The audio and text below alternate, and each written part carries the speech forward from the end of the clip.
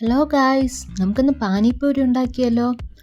അപ്പോൾ nutri diet എന്ന് പറയുന്ന ഒരു പാക്കറ്റാണ് ഞാൻ എടുത്തിരിക്കുന്നത്. ഇത് ഫ്ലിപ്കാർട്ടിൽ അവൈലബിൾ ആണ്.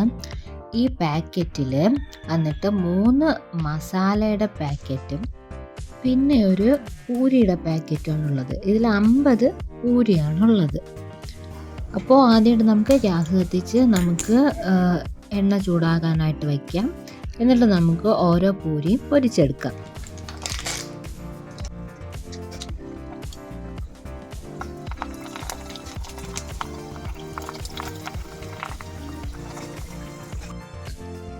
അടുത്തതായിട്ട് നമ്മൾ പുതിന പാനി ആ മസാല മിക്സ് എടുത്തിട്ട് 1 ലിറ്റർ വെള്ളത്തിൽ നല്ല പോലെ ഒന്ന് കലക്കിയെടുക്കുക.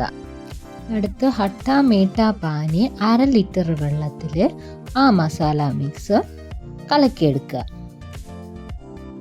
അടുത്തതായി ഒരു 1/4 ലിറ്റർ വെള്ളം അടുപ്പിൽ വെച്ച് നല്ല പോലെ ചൂടാക്കിയതിന് ശേഷം അതിലേക്ക് സ്വീറ്റ് സൗത്ത് സോസ് ഒഴിച്ചു കൊടുക്കുക. എന്നിട്ട് നല്ല ജെല്ലി ആവുന്നത് വരെ അത് നല്ലപോലെ മിക്സ് ചെയ്ത് എടുക്കുക. അടുത്ത് നമുക്ക് ആവശ്യമായ ഉരുളക്കിഴങ്ങ് വേവിച്ച് സവാളയും ഉപ്പും ചേർത്ത് നല്ലപോലെ മിക്സ് ചെയ്തെടുക്കുക.